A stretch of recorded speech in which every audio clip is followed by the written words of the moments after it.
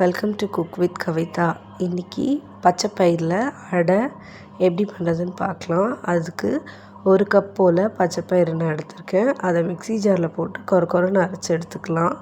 அது கூடவே ஒரு பெரிய வெங்காயம், ஒரு பச்சை மிளகா,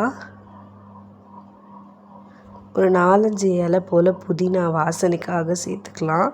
அது கூடவே வீட்டில் என்ன வெஜிடபிள்ஸ் இருக்கோ அதை ஆட் பண்ணிக்கலாம். நான் கேரட் ஆட் பண்ணிக்கிறேன்.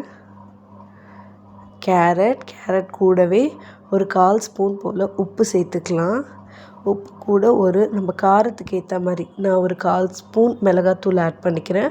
உங்களுக்கு காரம் ஜாஸ்தி வேணும்னா ஒரு 1/2 ஸ்பூன் போல் ஆட் பண்ணிக்கலாம். பைண்டிங்க்கு நான் கடலை மாவு ஆட் பண்ணிக்கிறேன். இது எல்லாத்தையும் சேர்த்து தண்ணி ஊற்றி மிக்ஸ் பண்ணி எடுத்துடணும். தண்ணி ஊற்றி இந்த பதம் போல் மிக்ஸ் பண்ணிக்கணும்.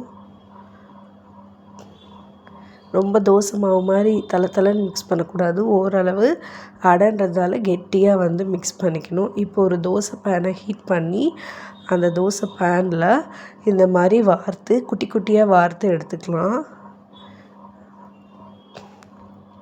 ஊத்தப்பம் பேன் இருந்தால் கூட இன்னும் அழகாக ஷேப் கரெக்டாக நல்லா வரும்.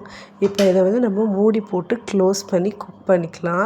2 பக்கம் திருப்பி போட்டு இந்த மாதிரி பொன்னிறமாக வர வரைக்கும் குக் பண்ணிக்கலாம்.